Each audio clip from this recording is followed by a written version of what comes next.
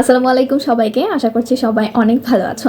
তোমরা যারা চবির ডি ইউনিটে পরীক্ষা দেবে তোমরা নিশ্চয়ই জানো জিকে, ইংলিশ, বাংলার পাশাপাশি আমাদেরকে কিন্তু আইকিউও দাগাতে হয় এবং এটি মাস্ট।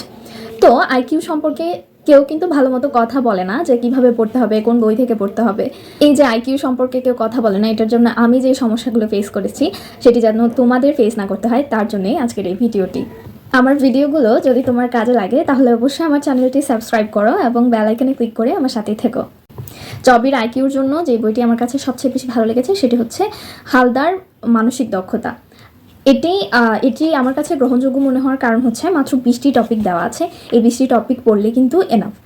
আর সাথে হচ্ছে প্রত্যেকটি টপিক বোঝানোর সাথে সাথে এক্সারসাইজও দেওয়া আছে, যার ফলে তুমি ঝালাই করে নিতে পারবে যে তুমি বুঝেছো কি বুঝোনি এবং কতটা পারছো।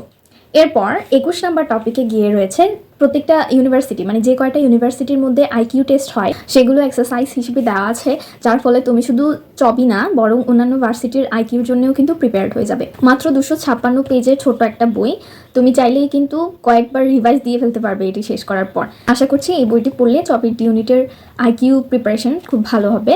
তো ভালো মতো পড়াশোনা করো। দেখা হচ্ছে আগামী ভিডিওতে, ততক্ষণ পর্যন্ত ভালো থাকো। আল্লাহ হাফেজ।